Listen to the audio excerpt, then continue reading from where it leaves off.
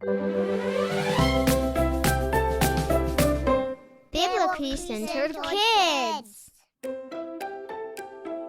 Happy Friday, everyone. Today is November 22nd, 2024, and I am your host for today's episode. My name is Mr. Johnny, who's pumped for the weekend. I know we are here. We're less than a week away from Thanksgiving, too. Do any of you kiddos out there get the entire week of Thanksgiving off of school? Back when I was a kid, we would get the whole week off. And it was awesome. But I don't think we had fall breaks like a lot of you guys have these days. All right. I know you don't listen to this podcast to get dental hygiene advice, but when you have a day like today, which is actually flossing day, we've got to bring it up, right? I mean, how often do you floss your teeth? Well, hopefully it's somewhat regularly. You know, now they even make those little convenient disposable flossers. We didn't have those when I was a kid. If anything, I hope this day serves as a reminder to go floss your teeth. Did you know, before dental floss was invented, people would actually floss their teeth with the hair from a horse's mane? It's pretty wild. I'm glad we've moved past that now, and I'm sure the horses are thankful too. All right, let's move on to our quiz for the week. Are you ready for Quiz Day Friday? I'm going to be asking a series of multiple choice questions, some easy, some more difficult, but they all require us to listen well. Are you ready to listen and answer? Go ahead and turn those ears on and get those thinking caps on, okay? Let's jump in.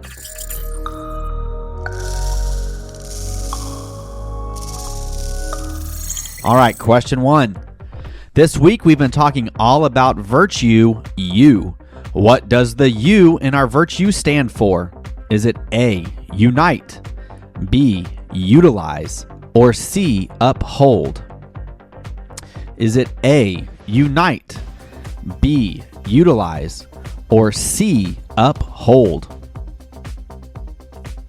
Well, that's right. For those of you who got it, the answer is A, unite. Virtue U says we unite in cooperation with others, doing our part to help. Great job. Question 2. In Psalm 133:1, the Bible tells us how and it is when God's people live together in unity. What two words fill in those blanks? Is it A, how fun and encouraging? Is it B, how rare and uncertain? Or is it C, how good and pleasant? Is it A, how fun and encouraging it is when God's people live together in unity? Is it B, how rare and uncertain it is when God's people live together in unity? Or is it C, how good and pleasant it is when God's people live together in unity? Well, that's right. The correct answer is C, good and pleasant. Psalm 133:1, which says, how good and pleasant it is when God's people live together in unity. When we cooperate, we're not just doing it to get something done. We're coming together as one family, working towards God's purposes with our hearts aligned. That's a big part of what it means to follow God, actually being united in His love, even when we face challenges or disagreements. Question 3. In our Old Testament story this week, we talked about the great story of the Battle of Jericho. In this story, once they arrived on the 7th day, how many times did they walk around the wall? All right, so on the 7th day, how many times did they walk around the wall? Was it A, 7 times, B, 12 times, C, 6 times? So was it 7, 12, or 6? That's right. The answer is A, 7 times. When they got there on the 7th day, they would march around the city not once, but 7 times. Early that morning, everyone got up and marched quietly together, keeping in step with each other. After the 7th time around, Joshua gave the signal. The priests blew their trumpets, and Joshua shouted, "Shout, for the Lord has given you the city." And the people raised their voices in a mighty shout. At that moment, the huge walls of Jericho came crashing down. Cue the wall crashing sound effect. Ah, that was nice, wasn't it? And this all happened because they trusted God and worked together. The Israelites were able to enter the city just like God promised. Question 4. In our New Testament story this week, why did Paul and Barnabas go to Jerusalem? Was it A, to visit family members? B, to figure out if new believers had to follow Moses' rules to be saved? Was it C, to learn the new rules from the apostles? Or was it D, to build a church? So was it A, to visit family members? B, to figure out if new believers had to follow Moses' rules to be saved? C, to learn new rules from the apostles? Or D, to build a church? That's right, the answer is B, to figure out if new believers had to follow Moses' new rules to be saved. Everyone listened as Paul and Barnabas shared more stories of the miracles God had done among the Gentiles. Then James, another leader, stood up and reminded everyone of what the prophets had said. The prophets wrote that God would call people from all nations to himself, James said. So I believe we shouldn't make it difficult for the Gentiles who are turning to God. Instead, let's write them a letter with a few important instructions. The leaders agreed, and they wrote a letter explaining that the Gentiles didn't have to follow all of Moses' old rules, but they asked them to avoid certain things that were common in idol worship. Then they chose two respected men, Judas and Silas, to go with Paul and Barnabas to deliver the letter to Antioch.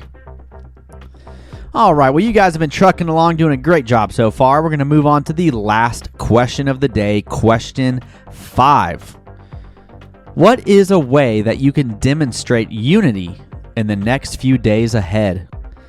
Is it A, let your sibling pick out a fun game to play, even if it isn't your favorite? B, choose not to grumble or complain if your parents make you a meal that isn't your favorite?